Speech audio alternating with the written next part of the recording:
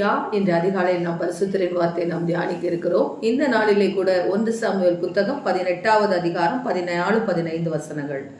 தாவீது தன் செய்கைகளிலெல்லாம் புத்திமானாய் நடந்தான், கர்த்தர் அவனோடு கூட இருந்தார். அவன் மகா புத்திமானாய் நடக்கிறதை சவுல் கண்டு அவனுக்கு பயந்திருந்தான். ஆம் தேவஜனமே, நாம் செய்கிற எல்லா காரியத்திலும் கர்த்தர் நம்மோடு கூட இருந்தால் நம்மை பார்க்கிற மற்றவர்களுக்கு ஒரு பயம் உண்டாகும். தாவீதை பார்த்து சவுல் பயப்படுகிறான். ஏன் தெரியுமா?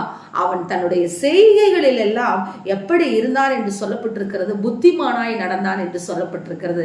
இன்றைக்கு ஞானத்தை தருகிறவர் நம்முடைய தேவனாகிய கர்த்தர். அவர் நம்மோடு கூட இருந்தார் என்று சொன்னால் இந்த உலகத்தை எளிதாக ஜெயிக்க முடியும். நீங்கள் வேலை செய்கிற ஸ்தலத்திலே உங்களை பார்த்து பொறாமைப்படுகிறவர்கள், உங்களை ஏளனமாய் பேசினவர்கள் மத்தியிலே கர்த்தர் உங்களோடு கூட இருந்தார் என்று சொல்லும் பொழுது, கர்த்தர் உங்களோடு கூட இருக்கிறார் என்பதை அவர்கள் அறிகிற பொழுது அவர்கள் பயப்படுகிறவர்களாக இருக்கிறார்கள். இன்றைக்கு நீங்கள் எதை குறித்தும் பயப்பட வேண்டாம்.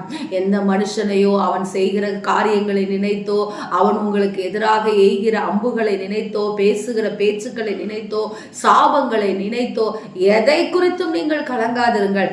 ஏனென்று சொன்னால் ஜீவனுள்ள தேவன் உங்களோடு கூட இருக்கிறார். உங்களோடு கூட அவர் இருக்கிறார் என்பதை அவர்கள் அறிந்தபடியினால்தான் அவர்கள் சவுல் எப்படி தாவீது மேல் இருந்த பயத்தை அவனை கொலை செய்யும்படியாக அவனை காட்டினானோ, அவர்கள் உங்களை பார்த்து பயப்படுகிறபடியினால்தான் உங்களை குறித்து தேவையில்லாமல் பிறரிடம் பேசுவது, பொறாமை குணத்தை வெளிப்படுத்துவது, உங்களை அவதூறாக பேசுவதை அவர்கள் குணமாக கொண்டிருக்கிறார்கள்.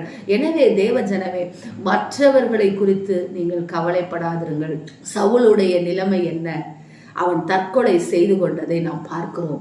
இன்றைக்கும் நமக்கு எதிரானவர்கள் கர்த்தர் நம் பட்சத்தில் கொண்டு வருவார். இல்லை என்று சொன்னால் அவர்களை பட்சித்து போடுகிற தேவனாய் இருக்கிறார். ஏன் தெரியுமா? நம் ஜீவனுள்ள தேவன் நம்மோடு கூட இருக்கிறார். அவர் உங்களோடு கூட இருக்கிறார். எந்த மனுஷனை குறித்தும் கவலைப்படாதிருங்கள், கலங்காதிருங்கள். பெரிய காரியங்களை கர்த்தர் செய்வார். நீங்கள் புத்திமானாய் நடங்கள்.